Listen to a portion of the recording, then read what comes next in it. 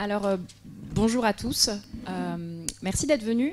Je vais peut-être laisser l'ensemble des intervenants à cette table ronde se présenter, peut-être en commençant par Paula, qui est le plus loin. Donc, bonjour à tous, je suis ravie d'être ici. Je remercie France Énergie Marine pour l'invitation. Moi, c'est Paula Pérez-Lopez, je suis enseignante-chercheuse à l'École des mines de Paris, à Mines-Paris. Mais je suis basée à Sophie Antipolis, ici dans le sud, dans un centre qui s'appelle le Centre d'observation d'impact énergie, qui travaille essentiellement sur l'évaluation des ressources et des énergies renouvelables, avec un axe sur l'évaluation de la ressource elle-même et un deuxième sur l'évaluation des impacts associés à ces énergies, y compris des impacts environnementaux, mais pas que, aussi avec un volet impacts sociétaux et socio-économiques. Merci, Roda. Bonjour à tous, ravie d'être là aujourd'hui. Roda Fofa Garcia, je suis chargée de recherche en sociologie à France Énergie Marine au sein du programme Intégration environnementale. Je travaille beaucoup sur les questions de gouvernance des EMR, d'évaluation d'un point de vue social des enjeux et des impacts liés au développement des EMR. Bonjour, merci pour l'invitation. Daniela Banaru, je suis maître de conférence en écologie et biologie marine à l'Institut méditerranéen d'océanologie à Marseille. Donc, je travaille sur la structure et le fonctionnement des écosystèmes méditerranéens, notamment des réseaux trophiques, avec une approche écosystémique, ce qu'on appelle end-to-end, allant des froissages physico-chimiques, climatiques, des courants, jusqu'au modèle des poissons, qui inclut les poissons et les pêcheries, pour essayer de comprendre les impacts cumulés à la fois du climat et des activités anthropiques. Donc avec France Énergie Marine, depuis quelques années, on collabore dans plusieurs projets sur la Méditerranée et on essaie de mettre en place donc, cette approche écosystémique à la fois dynamique dans le temps et spatialisée pour prévoir les interactions multiples à venir dans ces écosystèmes extrêmement importants pour tous les usagers. Oui, bonjour à toutes et tous. Moi aussi, je remercie France Énergie Marine de m'avoir invité. Je suis Philippe Veillant, je suis responsable d'une équipe chez EDF Renouvelables qui traite des questions d'action territoriale et d'autorisation en lien avec le développement, la construction et l'exploitation de nos parcs éoliens en mer fixes en Atlantique et en Manche et puis flottants ici en Méditerranée avec un projet qui m'a beaucoup occupé depuis plus que la durée de vie de France Énergie Marine, puisque le projet est né en 2010. On parle de Provence Grand Large, qui est un projet pilote de 3 éoliennes flottantes dont il a été question d'introduction, qui est en cours de réalisation, que certains ici présents ont peut-être eu l'occasion de visiter. En tout cas, pour ceux pour lesquels ça n'a pas encore été le cas, sachez que voilà, c'est le moment. Si vous souhaitez aller visiter les chantiers, c'est possible. Et je pense qu'on va se servir, enfin en tout cas de mon côté, je me servirai de ce projet comme cas d'application là, par rapport à un certain nombre de questions de la table ronde. Voilà, merci encore. Et bonjour, donc moi je m'appelle Georges Safi, je suis cadre de recherche sur le développement de l'approche écosystémique des énergies marines renouvelables à France Énergie Marine. Donc je ne vais pas trop développer ce que c'est l'approche écosystémique puisque c'est le sujet de la première table ronde, mais on va voir ensemble voilà, comment on prend en compte justement la complexité des écosystèmes pour étudier les impacts du développement de nouvelles activités telles que les EMR au niveau de la France. Merci à tous. Et donc Jeanne Prévost, moi je suis responsable du programme Intégration environnementale à France Énergie Marine. Donc aujourd'hui, ça réunit entre 20 et 25 chercheurs dans l'équipe où on s'attache à étudier les pressions et l'environnement qui va accueillir les technologies sur les différents compartiments de l'écosystème.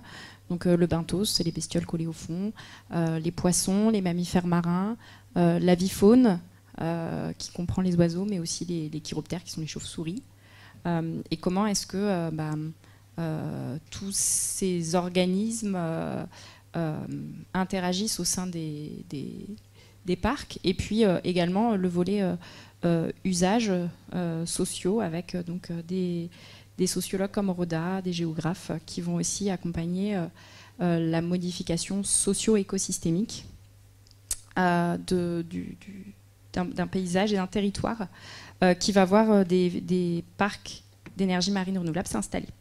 Donc on est ensemble pour 1 heure et quart, Donc on va avoir diverses discussions sur un petit peu des thématiques et des outils qu'on voudrait vous faire partager pour vous présenter comment est-ce qu'on étudie l'environnement et les outils qui permettent d'accompagner le développement environnemental et socio-économique des futurs projets.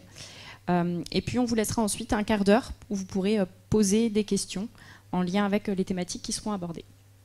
Voilà, donc comme on aborde des notions qui ne sont pas forcément connues de tous, on a prévu 1 ou 2 diapositives pour présenter un petit peu ce que c'est que l'approche écosystémique, qui est un des outils qu'on utilise pour accompagner et concilier préservation des écosystèmes et usage.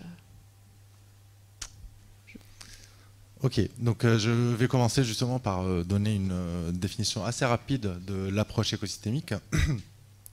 Mais l'approche écosystémique telle qu'on la développe là pour le contexte du développement des énergies marines renouvelables, la définition, c'est une définition qui a été donnée, la définition la plus large par la Convention de la biodiversité, qui définit l'approche écosystémique comme une stratégie de gestion intégrée, donc qui va apporter une vision intégrée de l'écosystème, une vision globale, holistique dans la gestion de l'écosystème.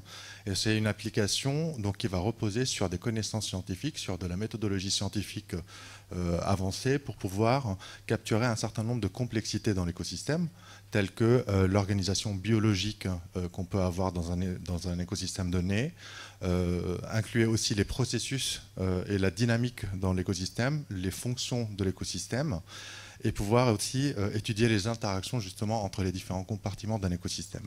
Et dans ces compartiments, on intègre bien évidemment l'homme, l'être humain en tant que partie prenante, en tant que compartiment de cet écosystème complexe qu'on cherche à décrire et étudier son évolution.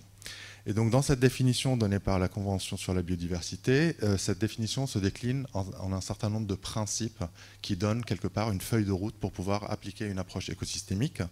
Dans cette feuille de route, je ne vais pas détailler l'ensemble des principes, mais on va retrouver des éléments comme par exemple le premier principe sur le choix sociétal. Donc effectivement, le développement d'une approche écosystémique, la considération des activités qui peuvent avoir un impact sur l'évolution de l'écosystème, c'est d'abord un choix sociétal par un choix politique de mise en place d'une gestion écosystémique, mais aussi par un choix de société de développer son écosystème. Donc on va avoir certains éléments, enfin un certain nombre d'éléments par cette approche sociétale qui sera présentée aujourd'hui. On va aussi avoir un contexte économique à considérer dans une approche écosystémique sur des activités existantes, sur les services que peut apporter un écosystème à l'homme, tels que des services écosystémiques. Mais on a aussi toute la question de la complexité de l'écosystème et de son fonctionnement, sur la structure, le fonctionnement de l'écosystème, les processus physiques, biologiques qu'il peut y avoir dans un écosystème. Donc tout ça fait partie de cette approche écosystémique sur laquelle on travaille. Et donc pour la slide d'après, pour donner rapidement donc, quelques exemples, on a choisi donc de présenter ces 2 types d'outils. On peut avoir donc différentes approches pour décrire cette approche écosystémique. On peut avoir des outils tels que des modèles qualitatifs qui vont pouvoir nous permettre d'avoir une certaine intégration de complexité de différents types de compartiments composant l'écosystème, tels que des compartiments biologiques, mais aussi des activités humaines. Et on peut, avec une approche qualitative, essayer de dessiner une vision complexe des interactions dans cet écosystème. Et on a aussi une approche numérique, par modélisation numérique, tels que les modèles trophiques, sur lesquels on va pouvoir discuter un peu plus aujourd'hui, où on va pouvoir décrire la complexité d'un écosystème et de toutes ses composantes, donc surtout un écosystème biologique, l'écologique, où on va décrire les interactions entre les espèces d'un écosystème et les interactions qui vont permettre de donner cette vision un peu complexe de la dynamique. Ces interactions vont être liées sur les relations trophiques entre les compartiments. Donc, pour le dire d'une manière plus simple, on va décrire qui mange qui. Et dans un écosystème, on va avoir du coup une interaction assez complexe entre tous les composants de l'écosystème, puisqu'on va avoir des relations soit directes, soit indirectes, par ce schéma et ces interactions trophiques. Donc voilà, j'arrête là puisqu'on va en parler plus. D'accord, merci beaucoup. Donc en fait, tu nous as expliqué un petit peu, notamment que vous travaillez beaucoup à partir de modèles, notamment ces modèles trophiques. Donc on a bien compris, c'est les relations en gros, comme tu l'as dit, qui mange qui. Et de ce fait, quelles sont les données d'entrée que vous êtes en mesure de mettre dans ces fameux modèles? Quel type de données est-ce que vous mettez dans ces modèles? Alors peut-être Daniela. Alors, donc il faut savoir qu'en fait, il s'agit des modèles simplifiés. Aucun modèle ne peut représenter la complexité de la vie. Du coup, on fait des hypothèses, donc avec des équations. Donc, premier module, donc c'est le module ECOPAT, qui est un module statique à l'équilibre. Donc, on fait des hypothèses avec des équations qui reproduisent le métabolisme de ces organismes. Donc, en gros, leur production, leur consommation, leur respiration, excrétion, etc. Et puis, il y a une deuxième équation qui regarde un petit peu comment cette biomasse est utilisée par les différentes activités dans le modèle. Il y a une partie de la biomasse, par exemple, qui va être consommée par des prédateurs, une partie des organismes qui vont mourir de mort naturelle, et une partie qui va être, par exemple, prélevée par la pêche. Donc, il faut savoir que dans ce modèle, on intègre aussi l'homme comme étant un prédateur qui prélève de la biomasse à travers les activités de pêche, et ceci sur les différentes espèces. Du coup, donc, on a ce premier module, donc module ECOPAT. Ensuite, il y a un deuxième module donc, lié à celui-ci, qui est un module dynamique EcoSim, donc, qui reproduit la variabilité temporelle de ces écosystèmes. Et on essaye de calibrer justement ces modèles par rapport aux vraies données de terrain. Donc, on fait appel dans ce cas-là, donc on a de nombreuses collaborations. On a, par exemple, les collègues d'Ifremer qui font des campagnes scientifiques pour des évaluations des indicateurs de biomasse. Ce n'est pas toujours des biomasses en absolu, sur les compartiments du benthos, sur différentes espèces, sur les espèces de poissons, céphalopodes, etc. Donc on utilise ces données-là pour essayer d'ajuster la variation du modèle à ces données de terrain qu'on observe. Ensuite, on a aussi des données de pêche qui sont issues donc, du système d'information halieutique et sur lesquels on a beaucoup travaillé parce qu'en fait, en Méditerranée, on a une activité de pêche plurispécifique avec beaucoup de petits métiers et beaucoup de bateaux aussi qui débarquent directement dans les ports. Et cette spécificité fait qu'on n'a pas toujours des évaluations très précises de certains métiers de la pêche, ce qui complexifie la chose. Donc c'est très important d'essayer d'avoir des plus proches évaluations possibles. Donc on interagit aussi beaucoup avec les pêcheurs, on discute avec eux, on essaie de faire des évaluations au plus proche des données de terrain en se basant sur ce qui existe. Et puis après, on a aussi des données sur les compartiments comme les oiseaux, les mammifères marins qui sont acquises lors des projets scientifiques. Donc on utilise le plus possible des données actuelles et des données scientifiques le plus proche du terrain. Donc ce sont des modèles appliqués qui simplifient donc cette complexité de fonctionnement trophique des écosystèmes. Donc l'homme fait partie. Merci beaucoup. Et donc, on a vu là un petit peu les données d'entrée que vous mettiez, que vous travaillez sur des modèles plutôt verticaux, donc sur la chaîne trophique, d'autres dans le temps. Mais à quelle échelle est-ce que vous construisez ces modèles et à quelle échelle spatiale est-ce que vous construisez ces modèles? Donc c'est l'échelle du golfe du Lion, ce qu'on considère golfe du Lion, ça va de la frontière espagnole jusqu'à peu près Marseille-Cassis.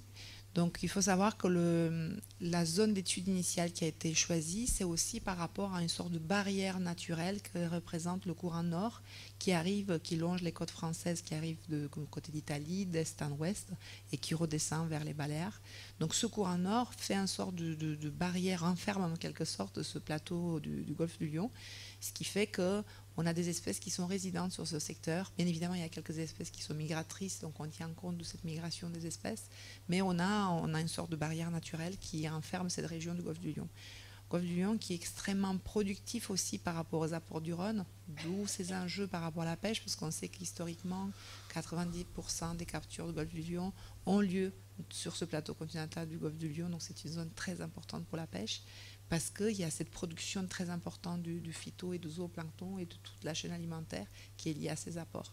Donc c'est une zone stratégique Donc on a cette représentation spatiale et puis on a aussi un module spatial qui s'appelle EcoSpace qu'on est en train de développer pour tenir compte de la variabilité de la répartition spatiale de toutes ces espèces, les espèces actuelles et aussi des espèces à venir, parce qu'on a aussi des scénarios de changement climatique qui impliquent aussi l'arrivée de nouvelles espèces potentiellement invasives qui peuvent s'installer dans nos régions. On en voit déjà certaines qui se développent. Et du coup, on fait des scénarios aussi d'évolution à venir, de potentiel de changement spatial, distribution de certaines espèces. Donc on a des modules dynamiques temporelles, dynamiques spatiales. Et puis, associé à ça, on a aussi des modules de transfert de contaminants qui s'appellent EcoTracer. C'est une des questions souvent que les pêcheurs nous posent parce qu'il n'y a pas que la pêche qui est un facteur de pression important, on a aussi la contamination. Et du coup, voilà, on a aussi ce module avec lequel on pourra suivre certains contaminants dans la chaîne alimentaire et comprendre les voies d'entrée, l'évolution dans le temps et le transfert spatial. Et on a d'ailleurs une collaboration aussi avec l'IRSN qui s'intéresse tout particulièrement sur ce territoire au transfert de radionucléides à travers un potentiel accident, par exemple sur le Rhône, qui pourrait arriver, comment ça pourrait impacter le golfe du Lion, et donc du coup les espèces et l'évolution à venir. Si je peux juste rajouter aussi pour une vision aussi plus large sur ce qu'on développe un peu partout en France par rapport au modèle, la question d'emprise spatiale aussi peut être liée à une question, ou aux questions qu'on se pose. Notamment, nous, dans les emprises spatiales, on a fait des modèles un peu plus grands que ceux du golfe du Lion, notamment dans le golfe de Gascogne, sur tout le golfe. Ça, c'est en termes d'emprise spatiale large. Et en termes d'emprise spatiale plus courte, on est descendu jusqu'à l'échelle d'un parc EMR, notamment en baie de Seine. On a travaillé sur le parc de Coursol-sur-Mer, à l'échelle d'un parc. Et en fait, l'emprise spatiale du modèle peut être aussi liée à la question qu'on se pose si on est sur des questions de voir des impacts très spécifiques en lien avec une activité très locale ou si on va sur plus de complexité en termes d'activité humaine. D'accord. Donc si je comprends bien, vos modèles, ils sont là pour bien représenter l'environnement et tu peux venir en données d'entrée lui mettre en forçage un parc éolien ou une crue avec un phénomène anthropique. Et donc là, en fait, l'application que vous avez dans l'approche écosystémique, c'est de se servir de ces modèles pour, entre guillemets, anticiper l'implantation d'un parc et comment est-ce qu'il va venir modifier ou accompagner un changement au niveau des différents compartiments de l'écosystème et des usages associés. C'est bien ça. Et donc tu peux modéliser, anticiper l'effet d'un parc sur son environnement ? Alors l'effet d'un parc, il faut préciser quel type d'effet on étudie, bien sûr. On peut, effectivement, on a dans les travaux, on a déjà commencé à travailler sur des effets tels que l'effet récif qu'une structure en mer va produire, notamment par la biocolonisation de ces infrastructures. Donc effectivement, quand on installe une infrastructure dans un milieu et qu'on a un développement biologique qui se fait dessus, on va avoir un changement justement dans la complexité locale des interactions. Donc ça, c'est des choses sur lesquelles on a commencé à travailler. On a commencé à modéliser. Et effectivement, on va projeter dans 30 ans, dans 50 ans, quel est l'effet lié à ce changement dans l'habitat, dans la complexité de l'habitat. On a fait des tests aussi, des tests sur la zone par exemple, comme on va avoir ces installations en mer, avec des zones de sécurité à prévoir autour, qui sont donc des zones qui ne sont plus accessibles pour les autres activités humaines, ce qui peut créer un effet, une sorte d'effet réserve. Donc voir l'effet de ces fermetures partielles ou plus de ces zones aux autres activités humaines, voir comment ça, avec le temps, peut impacter justement l'écosystème autour. Daniela a parlé de la question des contaminations chimiques, de la question du changement climatique.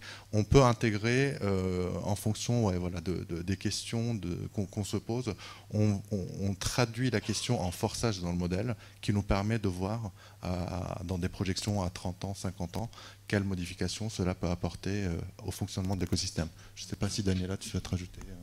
Et en fait, il s'agit des scénarios. Avec les éléments qu'on a aujourd'hui, sur les connaissances que nous avons aujourd'hui sur la structure et le fonctionnement des écosystèmes, on peut faire des scénarios. Voilà. Le fait d'implanter ici ou là une aire marine protégée ou une ferme éolienne, ça va faire que ça va modifier les interactions trophiques par l'installation, par exemple, des espèces de substrats durs qui vont venir s'installer sur les substrats de fixation de ces fermes éoliennes, ou par exemple par le déplacement de l'activité de pêche qui va plus pouvoir travailler sur ce secteur, mais qui va pouvoir se réorganiser différemment. Donc en faisant ces scénarios, on va pouvoir voir comment l'écosystème va réagir, quelles sont les espèces par exemple dont la biomasse va augmenter ou vont diminuer, etc., suite à ces modifications dans le temps et dans l'espace. Très bien, mais alors maintenant qu'on en sait un peu plus sur vos modèles, à qui s'adressent-ils, à quoi servent, tu as parlé de scénarios. Est-ce que vous auriez soit des exemples de scénarios pour illustrer, ou alors à qui ces modèles peuvent-ils, comment est-ce qu'ils peuvent servir le développement ou accompagner ou permettre de mieux comprendre le développement des EMR? C'est des modèles qui permettent justement d'apporter une information sur la complexité de l'écosystème, son fonctionnement et son évolution. Donc là, on est sur vraiment une gestion avec une vision globale. Donc c'est des modèles ou c'est une approche qui peut être très pertinente pour des gestionnaires à une échelle d'une façade ou d'une zone maritime qui doit être gérée pour le développement des EMR, mais pour aussi gérer d'autres activités existantes dans le milieu, notamment aussi la conservation de la biodiversité. Donc il y a toutes ces questions complexes. Donc ça peut être un outil qui peut apporter un appui à tout ce qui est planification de l'espace maritime à une échelle un peu plus large. Ça peut être aussi des outils intégrateurs voilà, pour travailler sur les impacts potentiels d'un parc EMR. On a des suivis qui sont faits par les développeurs sur les suivis environnementaux. Et si on veut apporter une vision plus globale de ces différents impacts sur le fonctionnement global, c'est des choses aussi qui peuvent être apportées par ce type d'outils à une échelle peut-être plus adaptée à l'échelle d'un parc. Enfin, voilà. Je sais pas si... À mon avis, ce sont des outils de réflexion collective que nous pouvons mettre à disposition. Donc en fait, à la base, ces outils-là sont utilisés en recherche comme outil d'exploration scientifique, avec toutes leurs limites, parce qu'on continue en permanence, on continue à les améliorer, aussi bien les données d'entrée que les modèles en soi qui évoluent et qui s'améliorent au fur et à mesure du temps. Mais ce sont des outils qu'on peut mettre à la disposition de la communauté pour une réflexion collective, pour savoir comment on va organiser ces usages pour en tirer en quelque sorte un maximum de bénéfices côté anthropomorphique, on va dire, de notre gestion, parce qu'il ne faut pas se tromper, on est quand même dans une gestion très anthropomorphique, on regarde beaucoup nos intérêts. Mais ce qui est important aussi, c'est dans cette approche de développement durable, il faut faire en sorte aussi que ces écosystèmes puissent se maintenir un bon état de fonctionnement. Ça fait partie de la DCSMM, des directives européennes que nous devons suivre sur plusieurs indicateurs. On est censé pouvoir maintenir un bon état de fonctionnement, aussi bien de la biodiversité, du réseau trophique, etc.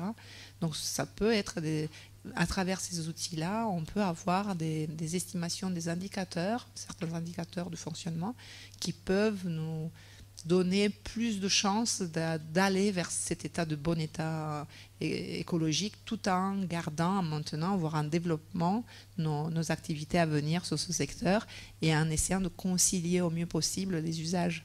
Parce que voilà, il y a quand même, par rapport à la pêche, il faut savoir que c'est un secteur très très important.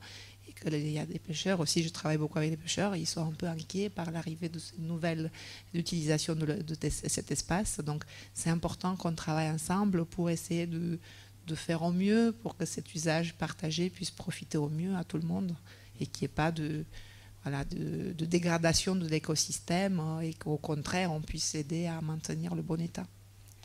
Ouais, juste pour souligner un point que Daniela vient de dire, c'est par rapport au fait que les directives européennes qui ont été traduites en France, notamment la directive 4 stratégie pour le milieu marin, donc pour la gestion du bon état écologique du milieu marin, intègrent justement des descripteurs, une vision complexe dans son texte, pour étudier dans la gestion du milieu marin la complexité de l'écosystème, sa productivité, par l'étude de ses réseaux trophiques. Et typiquement, c'est ce type d'outils qui vont permettre d'apporter des éléments de réponse, notamment aux gestionnaires, sur ces aspects plus complexes.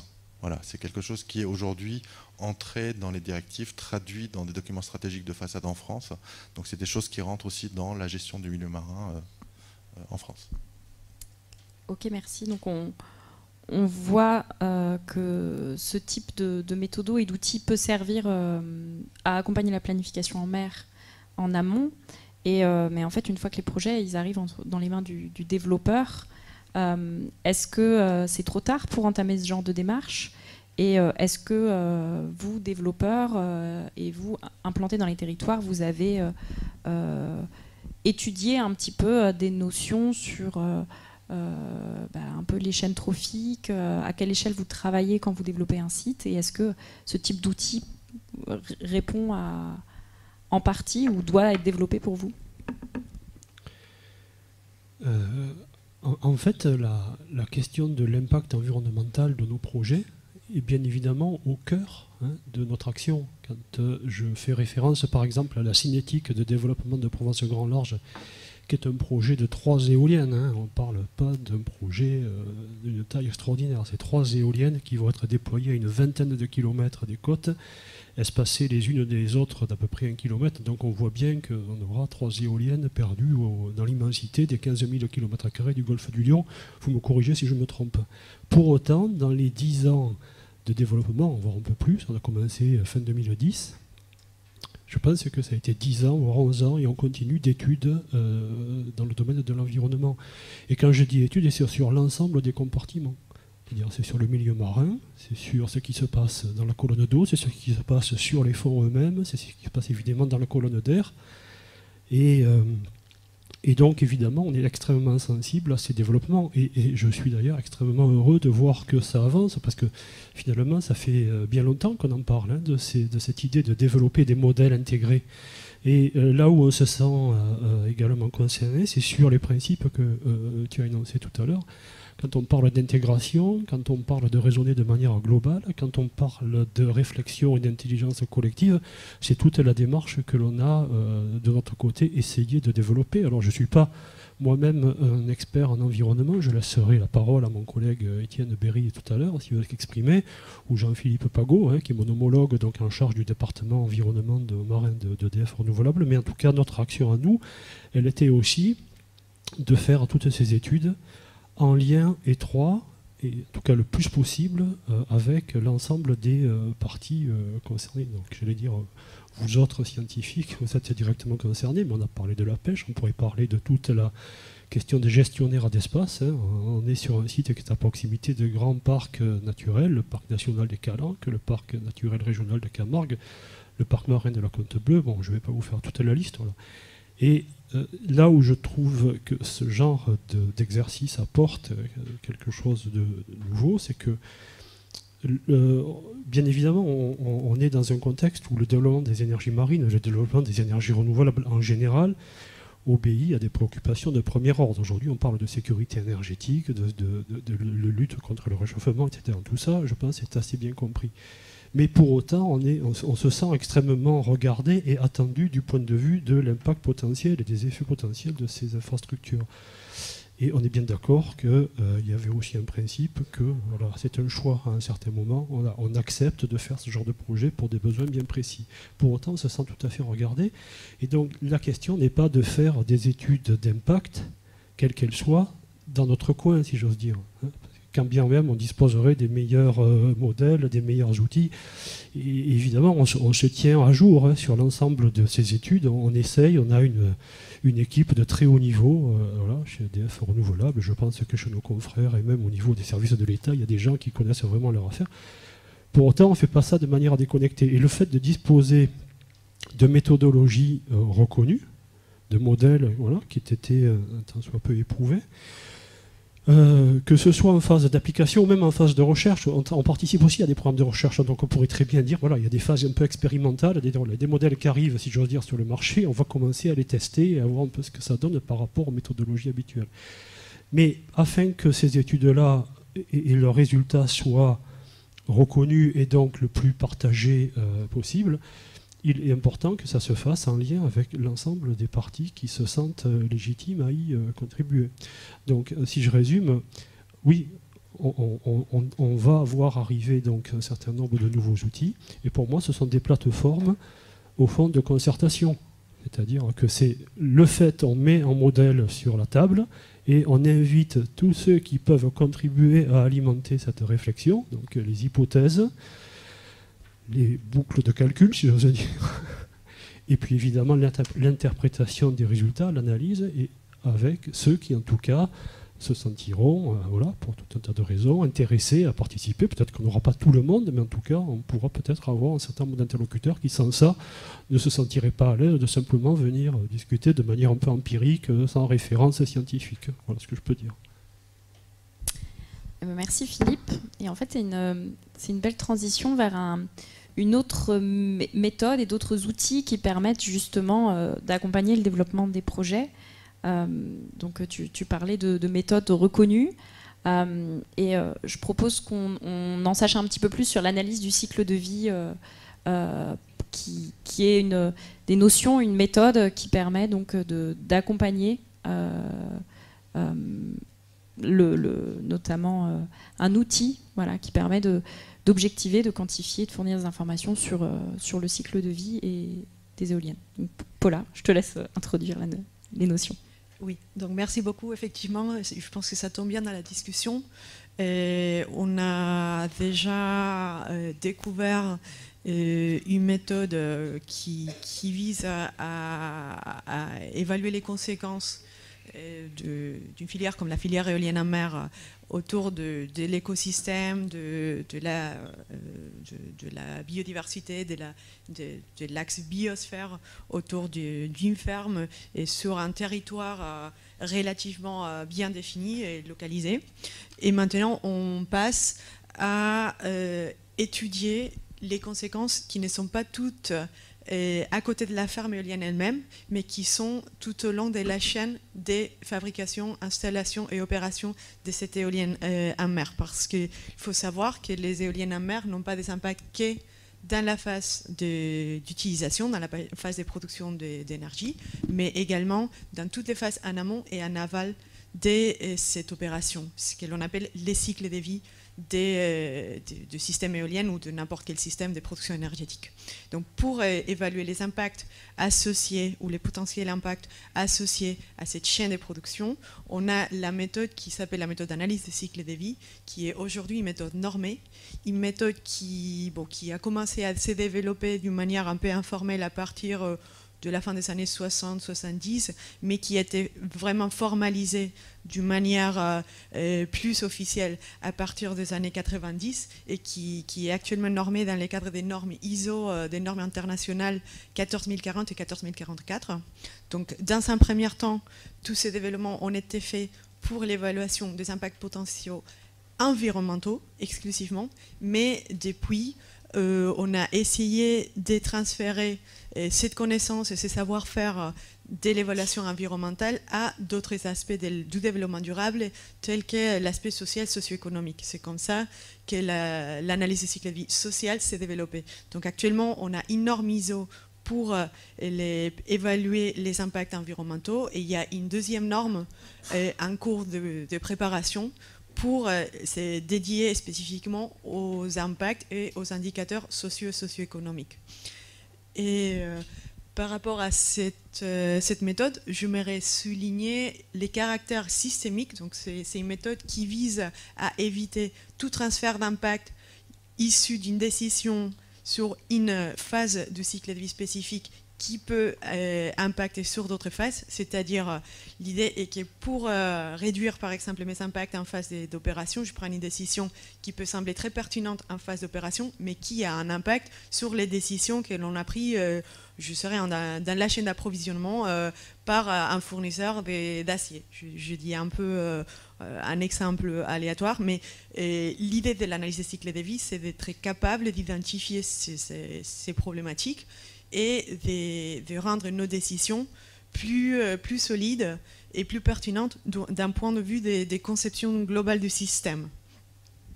Et la deuxième caractéristique qui me semble importante à souligner de l'analyse des cycles de vie est sa capacité à décrire des impacts et des indicateurs environnementaux et sociaux différents. Donc on ne va pas évaluer un impact exclusivement ou un indicateur exclusif, mais on va pouvoir donner une évaluation multicritère très complète pour éviter de nouveau de transférer les impacts d'une catégorie ou d'un compartiment à un autre compartiment, et ainsi voir une vue d'ensemble qui s'adresse spécifiquement à des décideurs, que ce soit des décideurs publics, privés, etc. Je pense que comme introduction, c'est déjà un bon résumé. Ouais, alors peut-être pour que ce soit un petit peu plus concret, est-ce que ce soit pour la CV environnementale et pour la CV sociale, vous pourriez donner des exemples d'indicateurs pour que concrètement on voit un petit peu plus...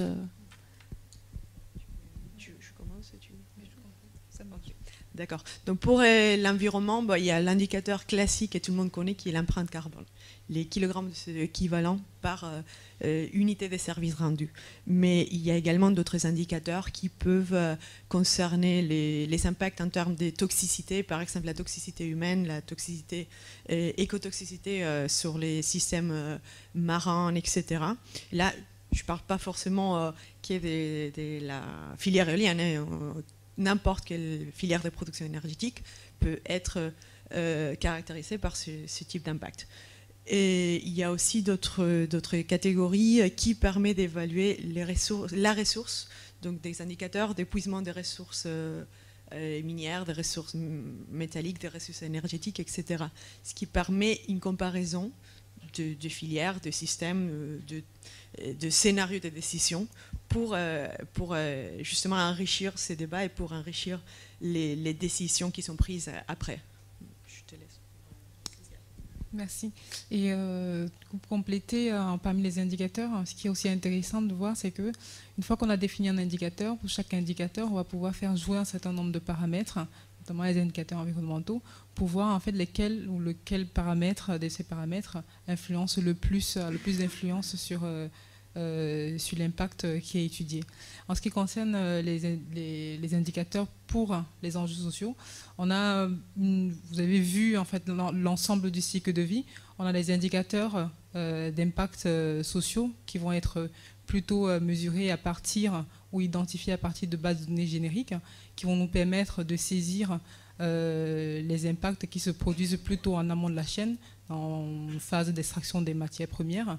Donc, ce sont des données génériques qui permettent de retracer donc l'impact d'un produit sur l'ensemble du cycle de vie et qui sont géographiques et qui vont prendre en compte une multitude, environ 15 000 secteurs industriels. Donc ça c'est pour les indicateurs génériques. Et puis plus à l'échelle locale, à l'échelle des projets EMR, on aura des indicateurs qu'on appelle les indicateurs spécifiques qui vont évaluer plus particulièrement les enjeux sociaux qui sont propres au territoire, propres au paysage socio-économique et socio-politique dans lequel s'insère le projet. Et ces indicateurs-là peuvent être construits sur la base, en prenant en compte une analyse multicritère, comme Paula l'a dit, en prenant en compte plusieurs paramètres. On construit un indicateur solide pour évaluer, par exemple, l'impact d'un projet sur le paysage dans ses dimensions esthétiques ou patrimoniales, sur le tourisme, sur la pêche ou encore sur le nautisme. Voilà, c'est cette manière de consolider les indicateurs à la fois génériques et spécifiques qui va nous permettre d'avoir une vision complète des indicateurs potentiellement, qui sont potentiellement à prendre en compte dans l'analyse de cycle de vie sociale. Merci. Et si par exemple on prend le cas de la Méditerranée, dans le cadre notamment de l'AFOI, comment est-ce que tu as parlé d'échelle plus locale, est-ce que tu aurais par exemple des exemples pour comment en local tu traites de cet ACV social, comment est-ce que tu tu réussis à caractériser, à fournir des indicateurs, à définir les enjeux et avec peut-être un cas concret en exemple. D'accord. Pour opposer le contexte, tu as parlé de l'IFOI, juste pour la salle. C'est un projet de recherche qui est mené à France Énergie Marine, coordonné avec Paula sur l'analyse du cycle de vie environnementale et sociale appliquée au projet éolien en mer. Et donc ce projet, pour répondre à ta question, on met en place une approche participative. On privilégie l'approche participative pour l'identification d'une part des enjeux sociaux, des parties prenantes aussi, à prendre en compte dans la définition du périmètre de l'ACV. On prend en compte aussi cette approche participative qui nous est très utile pour être le plus cohérent possible par rapport aux enjeux du territoire. Donc voilà, cette approche participative nous permet de consulter des experts, nous permet de consulter des parties prenantes. Il y a des catégories de parties prenantes qu'on identifie qui vont donner leur point de vue sur les enjeux à prioriser, sur la manière d'évaluer ces enjeux.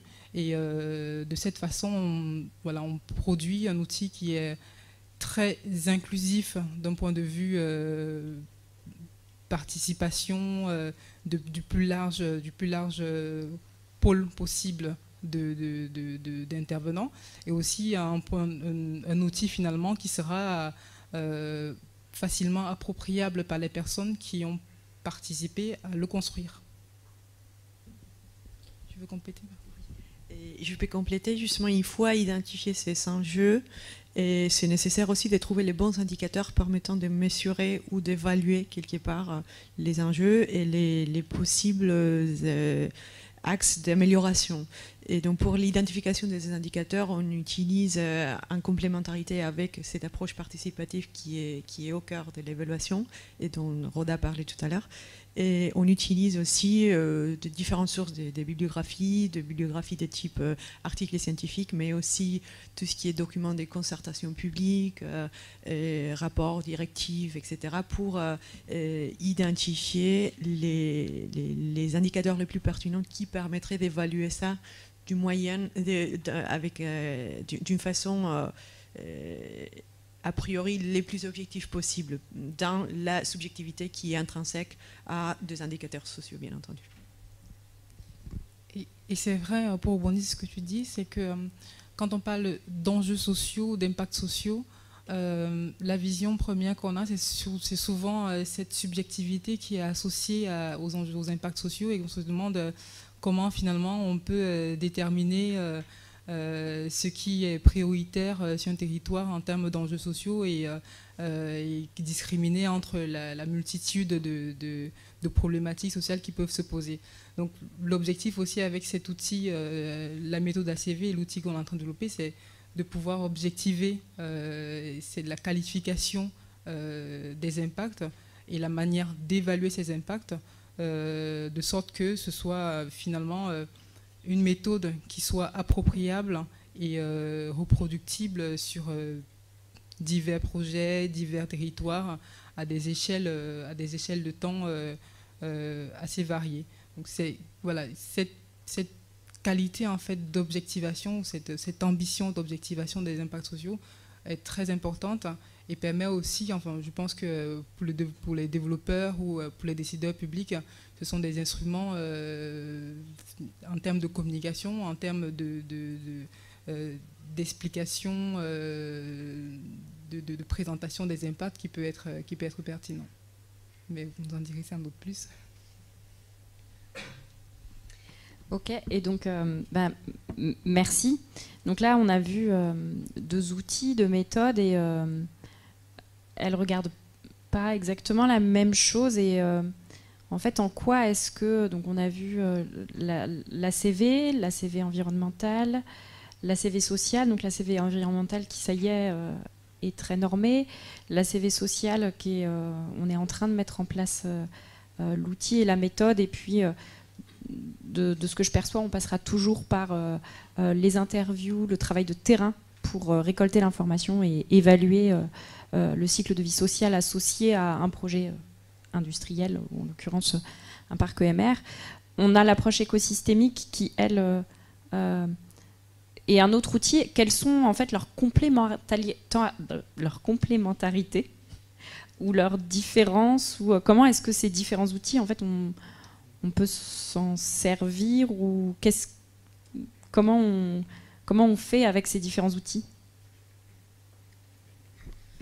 Moi, je trouve effectivement que les deux outils sont totalement pertinents et totalement complémentaires. On évalue des enjeux différents avec des moyens différents, bien entendu, mais je pense que toutes ces évaluations sont nécessaires pour avoir une vision complète des conséquences qui peuvent découler de la filière éolienne en mer, mais également des interactions avec d'autres éléments du système, des acteurs du système, d'autres filières qui opèrent dans les mêmes territoires. Et donc, il me semble que les deux sont nécessaires.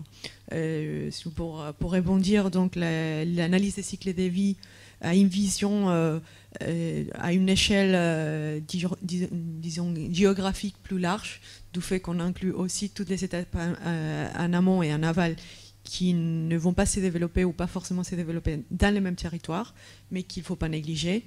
Mais effectivement, on ne peut pas remplacer la richesse de recommandations qui peuvent être issues d'une évaluation comme l'évaluation écosystémique dont on parlait tout à l'heure. Donc, pour moi, les deux sont totalement pertinents et nécessaires pour une évaluation complète des effets d'un développement d'une nouvelle filière comme celle-ci. Moi, ce que je vois aussi, même si on ne l'intègre pas directement dans nos modèles d'écosystème, c'est qu'il existe beaucoup de données disponibles sur l'activité socio-économique autour de la pêche, qui notamment va être fortement impactée. Et donc, toutes ces données par rapport au coût qu'il va avoir, par rapport aux revenus, s'il y a des changements dans la biodiversité, dans la biomasse des espèces, on va pouvoir les quantifier financièrement. Qu'est-ce que ça implique? Est-ce qu'il y a un gain? Est-ce qu'il y a une perte? Pour quel métier, par rapport à quel type de changement. Je pense qu'on pourra associer ces indicateurs socio-économiques issus du milieu de la pêche à travers la modification éventuelle du système, et on pourra chiffrer tout ça par rapport à d'autres activités, le tourisme, etc. Donc voilà, on pourra intégrer toutes ces modifications issues du changement éventuel de l'écosystème qui peuvent impacter l'activité de la pêche, pourront éventuellement être quantifiées. Je suis complètement d'accord avec vous m'entendez, ce qui a été dit. Et il y a peut-être aussi un côté, dans l'analyse de cycle de vie, il y a un côté action. Quand on fait une analyse du bilan carbone, quand on fait une analyse du risque de contamination, quand on fait avec ces indicateurs de l'analyse de cycle de vie, on a vraiment une action sur, si on prend le bilan carbone, comment pouvoir réduire le bilan carbone d'une manière chiffrée. Donc il y a peut-être ce côté action avec l'ACV, et nous, avec nos outils aussi, on a un côté prédiction, c'est-à-dire qu'on peut utiliser l'information pour... on prédit par exemple l'effet du changement climatique, et ce que Daniela aussi a pu apporter comme précision pour faire le lien avec des impacts sur la pêche, donc les aspects socio-économiques qu'on peut aussi étudier, nous, dans nos modèles. Donc ça nous permettrait d'affiner des scénarios de gestion et voir les impacts sur le fonctionnement de l'écosystème. Donc il y a peut-être ce type de ponts qui peuvent être faits. D'accord, donc on est face à des outils, à ce que je vois, très complémentaires. Et on a parlé de bilan carbone. L'ACV, c'est peut-être un outil aussi. Et comment est-ce que l'ACV alimente l'éco-conception? Et puis ensuite... dans un premier temps, un petit peu ces questions, et puis après, comment est-ce que le développeur, est-ce qu'il se sert de ces outils? Toujours la même chose, mais... Alors, il y a différentes applications de l'ACV, mais de mon point de vue, il y a deux applications qui sont fondamentales ou qui sont les plus courantes, qui seraient l'application pour la comparaison des systèmes ou des scénarios et l'application pour l'identification des points problématiques ou des points qui ont une contribution plus importante aux impacts. Et c'est sur cette deuxième application-là que l'on a des pistes très claires pour appuyer et pour accompagner l'éco-conception. Du fait que la première étape pour être capable d'améliorer la conception des systèmes et d'identifier quels sont les potentiels problèmes. Donc si on n'a pas des informations sur les problèmes, on ne sait pas où on doit agir. Donc pour prioriser les actions et pour essayer de se focaliser sur les actions les plus disons, efficaces d'un point de vue des potentielles réductions d'impacts environnementaux ou sociaux, il faut d'abord identifier quelles sont ses principales contributions. Et l'ACV peut nous donner des réponses sur ces questions-là. Donc, par exemple, quand on compare la contribution de différentes étapes de cycle de vie, pouvoir identifier quelles sont les étapes qui ont une contribution plus importante ou qui sont les éléments qui ont une contribution plus importante, ce qui va nous permettre d'agir sur ces éléments ou ces problèmes-là. Donc, je pense que dans ce sens-là, l'analyse cycle de vie est une méthode et un outil qui peut nous donner des pistes assez majeures pour ensuite proposer des actions d'amélioration et éventuellement pour évaluer quels seraient les potentiels d'amélioration si on met en place ces actions pour orienter nos décisions et pour orienter notre conception globalement. Ok. Alors, on sait bien qu'à l'échelle du prototype ou de la ferme pilote, l'objectif, c'est de démontrer que la technologie fonctionne. Mais est-ce que l'ACV est un outil qui est déjà utilisé, qui existe et dont on parle chez les développeurs? Ou est-ce que ça n'est pas l'objectif premier? Évidemment, c'est assez clair d'une ferme pilote, mais est-ce que de ce fait, c'est des outils que vous envisagez pour l'avenir, ou est-ce que c'est déjà des outils que vous connaissez? Oui, alors pour démarrer, vous m'entendez? Ça y est, je pense. Oui, c'est bon. Celui-là fonctionne mieux, ouais. Oui, en fait, non, la ferme pilote, elle n'a pas... Oui, elle a comme objet, évidemment, de tester, de qualifier, et de valider, in fine, une technologie, en l'occurrence dans le domaine de l'éolien flottant, et puis après de pouvoir, et au fond c'est ce à quoi on est en train d'assister, de développer ça à une échelle plus importante en France et dans le monde.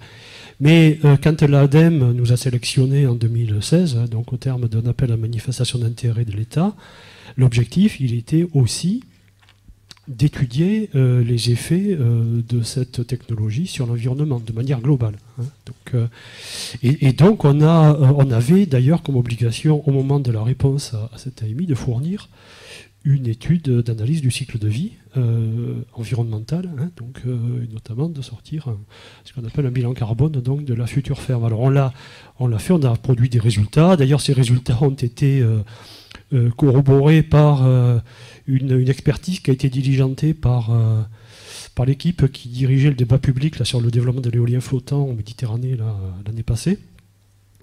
Et donc ces résultats ont été regardés par des tiers experts et ont été complètement confirmés, d'ailleurs avec des résultats tout à fait avantageux hein, pour la filière. Évidemment, si on se compare par rapport à la filière des énergies fossiles, hein, mais même par rapport aux autres filières d'énergie décarbonée, que ce soit le nucléaire ou les autres énergies renouvelables. Alors on a utilisé ces méthodologies parce qu'effectivement elles étaient existantes, elles étaient parfaitement, j'ose dire, réglementaires. Alors sur le volet social, on n'a pas mis en œuvre d'analyse de cycle de vie social tel que vous le décrivez. Néanmoins, on serait extrêmement intéressé à le faire parce que j'entendais parler de mes voisins, si j'ose dire, de l'impact sur le fonctionnement de la collectivité. Hein. Donc on parlait de la pêche, on parlait du tourisme, du nautisme. Moi j'ai envie de parler d'industrie. On est dans un amphi de l'école centrale de Marseille ici. Et j'ai bien aimé le fait de faire référence à la filière parce que c'est à mon avis c'est à cette échelle-là que cette analyse serait intéressante. Aujourd'hui, ce dont on parle, c'est d'un développement qui va concerner sans doute toute une génération à venir, puisque les annonces du gouvernement, c'est de déployer environ 40 gigawatts d'éolien en mer, une cinquantaine de parcs en France, et de pourvoir ce faisant à une bonne partie de notre approvisionnement énergétique. Et quand on voit déjà l'impact au plan socio-économique d'une petite ferme pilote de 3 machines sur les territoires de la zone industrielle et portuaire, je parle sous le regard de Michael Parra, là, qui s'exprimera tout à l'heure, je crois, du Grand Port, c'est colossal. Là, notre exemple, hein, c'est voilà, un site qui était complètement à l'arrêt, si j'ose dire. Il n'y a pas de... Il n'y a aucune critique par rapport à ça, évidemment. Mais enfin, il faut constater que, par exemple, le Yard, le chantier naval d'Eiffage Métal, qui était historiquement un chantier naval qui avait été lancé pour construire des plateformes offshore pétrolières et gazières, hein, était à l'arrêt. Et donc cette unité donc, est en train de retrouver, j'ose dire, une seconde jeunesse, parce que voilà, aujourd'hui, il y a pratiquement 200 personnes à temps plein qui travaillent dans ce chantier, et ce pour des années. Donc on voit que voilà, ça c'est un... Voilà, alors on l'a pas quantifié, l'impact, mais pour autant, il est réel. Je citerai un deuxième impact, c'est aujourd'hui, partant de crise énergétique, hein, et en particulier dans les prix de l'électricité, les énergies renouvelables et l'éolien flottant, de la même manière que le solaire ou d'autres, vont participer à une forme de stabilisation du prix de nos futurs approvisionnements énergétiques. Voilà, j'entendais dire que, par exemple, le groupe Renault vient de sécuriser une bonne partie de son approvisionnement en électricité sous forme d'énergie renouvelable. Et pourquoi il le fait, comme d'autres, dans un souci de se dire, ben, j'ai une visibilité sur 20 ans. Hein, c'est-à-dire que nous, on dit, le prix de l'éolien flottant, quand on met en service un parc, il est connu à l'instant T, mais il est connu à l'instant T plus 20 ans. Donc et ça, je veux dire, l'impact sur le fonctionnement des activités, quand on entend dire que ArcelorMittal met à l'arrêt une partie de ses installations parce que le prix de l'électricité est trop élevé, voilà, ça aussi c'est des impacts socio-économiques que je serais tout à fait intéressé à visualiser d'une manière plus, j'allais dire, plus factuelle. Voilà. Je peux intervenir aussi parce que cette discussion m'intéresse beaucoup, je trouve ça très, très important. En fait, en analyse de cycle de vie, on confronte une espèce de situation paradoxale par rapport à la relation entre la pertinence et la facilité d'application. Et j'explique ce que je veux dire. En analyse de cycle de vie, l'un des aspects très très importants, c'est vraiment la donnée, c'est l'existence de la donnée. Donc sans données, on ne peut pas faire de l'analyse de cycle de vie, mais en même temps, en revanche, si on identifie dans quelle phase de développement d'un projet énergétique l'analyse de cycle de vie peut nous fournir le plus de réponses, c'est la phase de conception, la phase où les systèmes n'existent pas encore et n'opèrent pas encore. Et donc là, on a une difficulté qui est la suivante. Pour avoir des analyses de cycle de vie avec des résultats plus ou moins précis, il faut avoir la ferme, mais par contre, quand on a déjà la ferme, on ne peut pas faire grand-chose au niveau des décisions qui ont été prises. Donc, il faut arriver à un compromis, et c'est, je pense, un peu le travail pour les prochaines années, d'essayer de développer des approches et des méthodes qui permettent au moins avoir des estimations plus ou moins précises, même si elles ne sont pas précises à l'échelle de la décimale, au moins d'avoir une idée déjà pour pouvoir appliquer à des nouveaux projets ou des projets en développement, même avant qu'ils soient développés, pour pouvoir fournir des recommandations et pour pouvoir accompagner cette conception. Oui, peut-être Rhoda, tu as... Oui, je rebondis directement parce que vous avez cité des éléments que je trouve très pertinents par rapport à la manière de qualifier les impacts et la nature de ces impacts. Dans la liste du cycle de vie, quand on cite des impacts, enfin des catégories d'impacts, des indicateurs d'impacts sociaux, le tourisme, la pêche, etc., on peut supposer qu'il s'agit d'impacts négatifs. Or, a priori, la méthode ne va pas nécessairement faire le focus sur des impacts négatifs. Ils peuvent aussi être en termes d'évaluation des impacts positifs, en termes d'attractivité du territoire, en termes de création d'emplois. Ce sont des éléments qui sont des types d'indicateurs qui sont également pris en compte et qui sont évalués. Donc on aura des impacts peut-être potentiellement négatifs.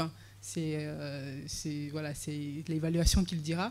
Il y aura aussi des impacts positifs qui vont ressortir et on pourra exactement cibler à quelle étape du cycle de vie, quels paramètres ou quels indicateurs équilibrent la balance.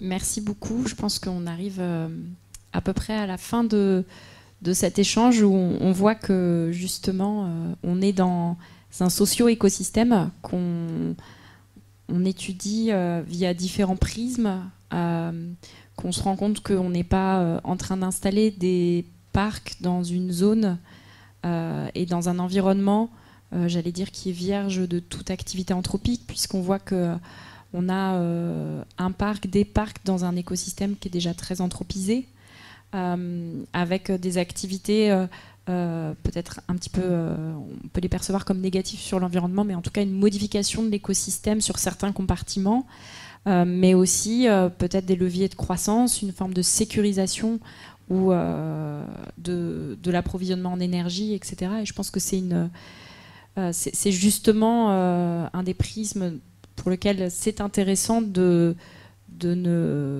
dézoomer un petit peu notre perception de ce qu'on peut appeler rapidement l'impact environnemental, mais de mesurer vraiment les différents prismes par lesquels on peut percevoir nos besoins, comment on y répond, et comment ces technologies vont se développer dans un environnement et dans un socio-écosystème.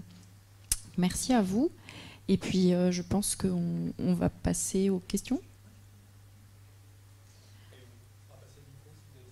Oui, si vous avez des questions.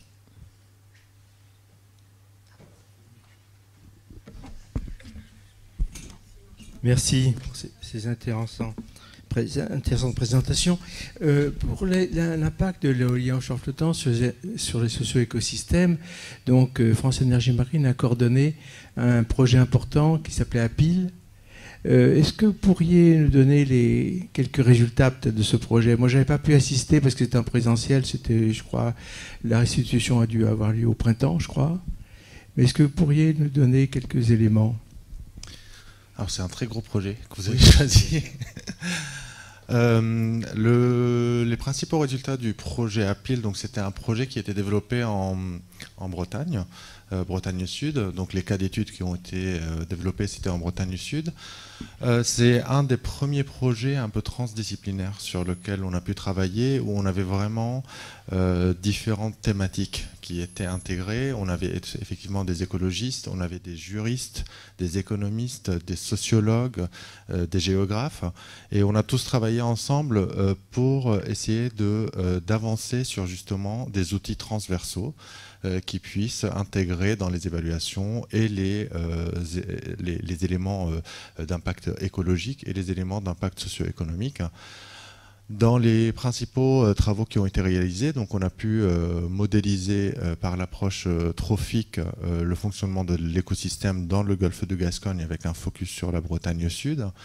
On a étudié, et donc ça c'est des travaux qui ont été publiés, l'effet du changement climatique sur le fonctionnement des écosystèmes.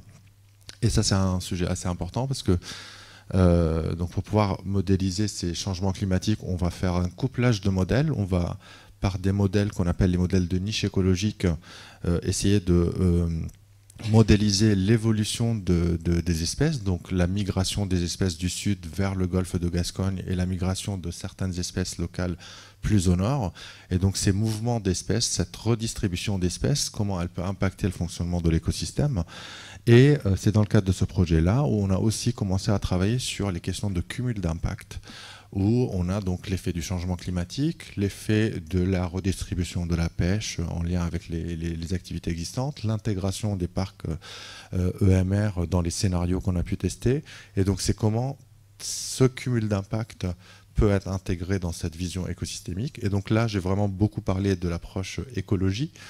Et pour l'approche socio-économique, peut-être que je te laisse un peu la main, Rhoda, pour parler de l'approche socio-écosystémique sur laquelle elle a travaillé. Alors, sur l'approche socio-écologique, nous travaillons entre chercheurs en sciences sociales, sciences sociologie, sciences politiques, avec des écologues, pour construire une approche qui permette de modéliser, de cartographier les interactions directes sur le cas de Groix-Belle-Île entre l'écologie, entre l'écosystème et le système social.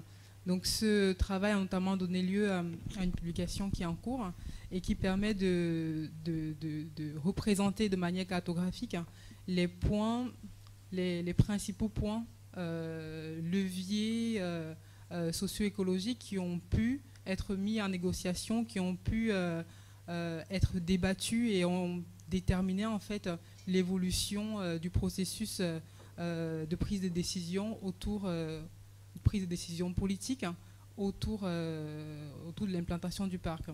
Donc c'est un travail qui a été qui a mobilisé un certain nombre de déploiements de matériaux qualitatifs avec des entretiens avec des acteurs du terrain, les comités des pêches, les industriels et d'autres, les associations environnementales aussi notamment.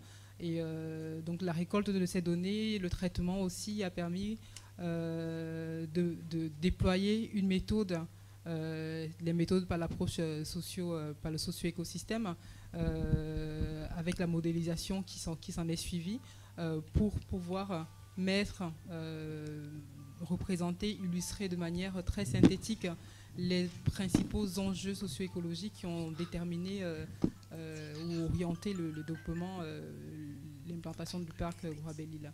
Donc finalement, c'est une méthode aujourd'hui qu'on a pu mettre en place et qui est reproductible sur d'autres projets et qui peut fournir vraiment c'est un outil d'aide à la décision, c'est un outil pour visualiser de manière rapide, de manière claire, tous les points, les parties prenantes les clés en lien avec les enjeux écologiques clés sur un territoire. Et si je peux compléter, donc effectivement, il y a toute cette méthodologie qui a été développée et qui est vraiment très novatrice dans l'approche du développement de l'approche écosystémique. Mais le projet APIL aussi a permis de collecter de la donnée environnementale très pertinente, que ce soit côté Bretagne ou que ce soit côté Méditerranée, puisqu'on a fait des campagnes, plusieurs campagnes sur différentes saisons pour pouvoir mieux caractériser justement les habitats benthiques, notamment les habitats de fond. Du côté, alors on était plutôt côté le 4, enfin côté est, ouest, enfin de l'autre côté, par rapport à ici, ouest. Et ces données-là nous ont servi, on les a intégrées dans un modèle qu'on a développé sur le golfe de Lion, par exemple. Donc ça, c'est aussi des travaux issus d'APIL qu'on a pu valoriser localement. Et si vous voulez, il y a une captation qui a été faite au même titre que là, il y a une captation qui a été faite de la réunion publique de restitution. Donc en fait, vous pouvez regarder, vous allez sur YouTube avec le mot-clé APIL, France Énergie Marine, et dessus, vous pourrez tranquillement, en buvant un café, regarder les conférences qui vous intéressent. On va peut-être prendre une autre question.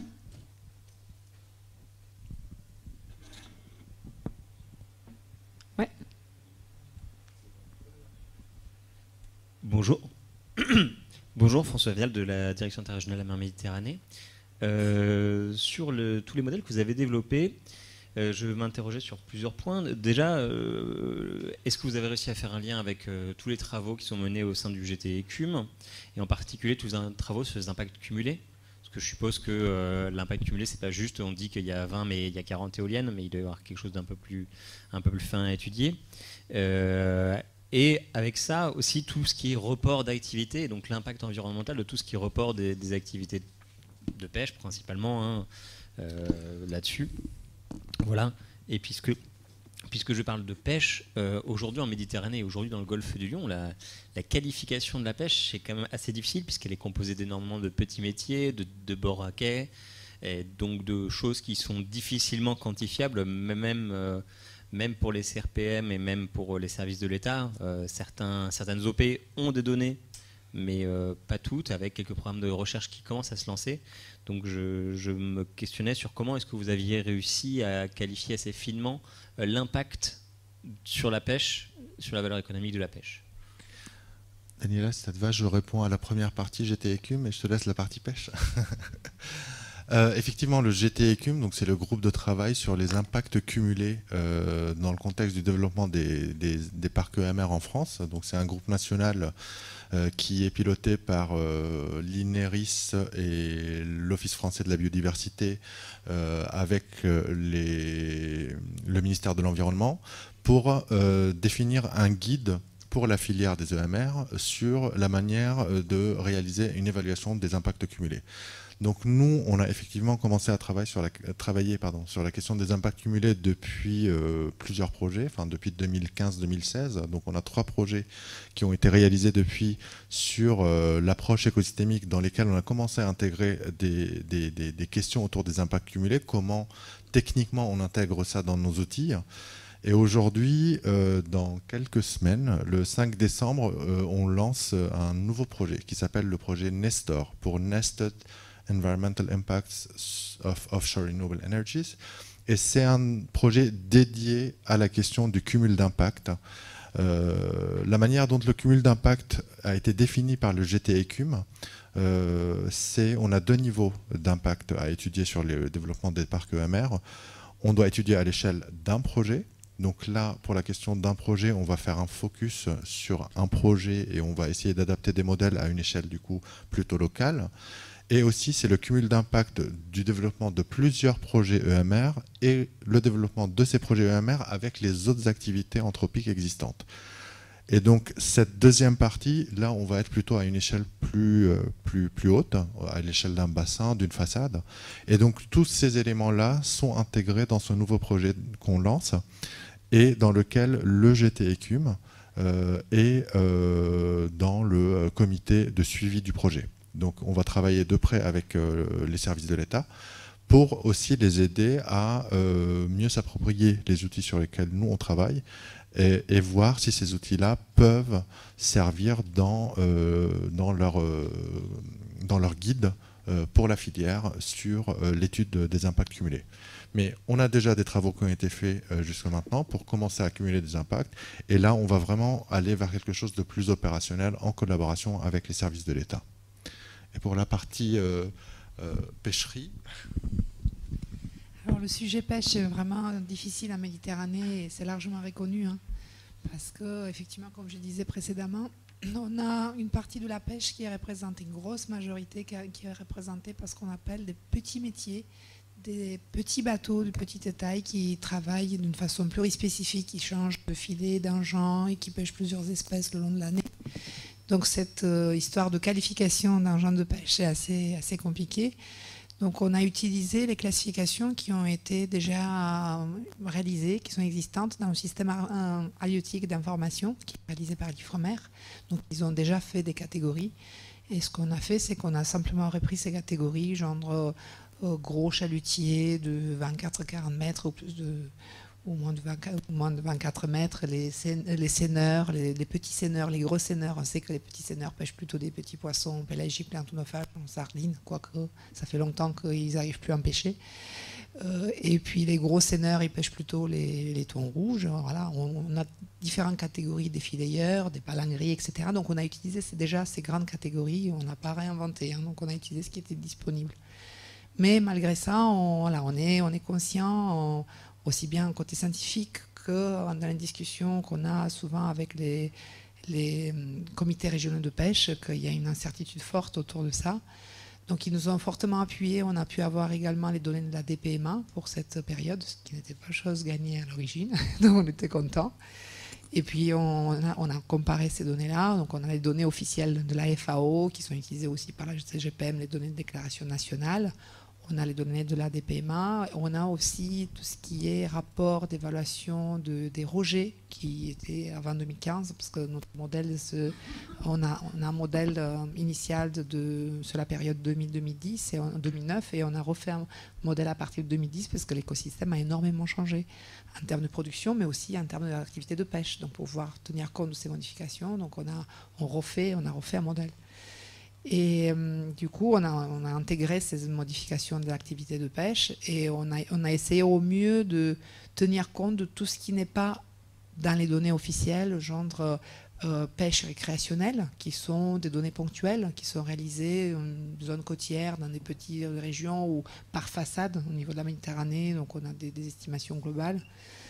On a essayé de prendre en compte également les pêcheries espagnoles qui ont lieu sur le golfe du Lion, parce que les Espagnols aussi, vu que ce sont nos voisins, donc il y a une partie de leur flottille qui pêche sur le golfe du Lion, donc on a aussi ces estimations.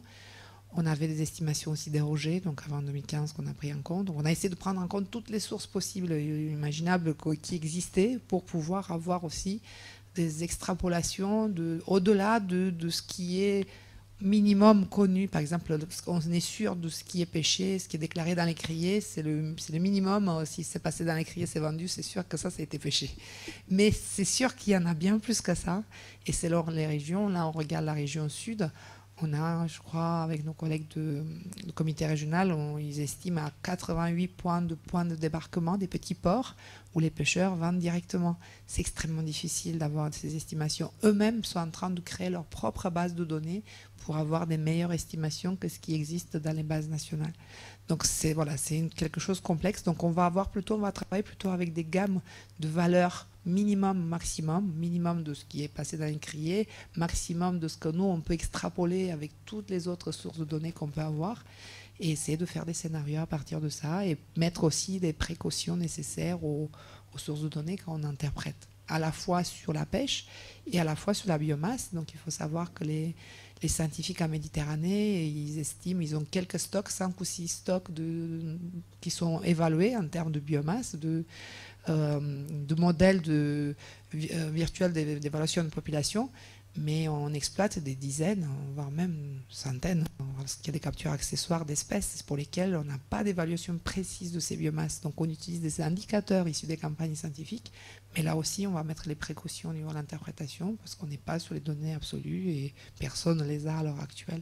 Donc on fait au mieux avec les données qu'on a, tout en restant honnête au niveau de l'interprétation qu'on peut en retirer. C'est les meilleures données possibles dont on dispose à l'heure actuelle, et il faut aussi continuer à faire l'observation, aussi bien sur le milieu que sur les espèces. Et on sait par exemple qu'au niveau climatique, le climat et aussi la gestion de l'eau modifie à l'heure actuelle énormément la quantité de nutriments disponibles dans l'eau, et aussi la production primaire, le plancton, qui a énormément changé ces dernières années. Et les pêcheurs nous ont beaucoup soutenus dans les projets qu'on porte actuellement pour évaluer les changements au niveau du phyto et du zooplancton, qui ont énormément modifié aussi l'alimentation et la biomasse disponible de poissons. Donc il n'y a pas que la pêche, il y a aussi le climat qui joue beaucoup et la gestion de l'eau qui joue beaucoup dans cette histoire. Et donc c'est ce qu'on essaie d'intégrer aussi dans nos modèles. Merci beaucoup. Alors, on peut peut-être prendre une dernière question rapide. Ou alors, on fait la pause tout de suite. Écoutez, je vous remercie. Je repasse la main à Yann Hervé. En tout cas, merci beaucoup.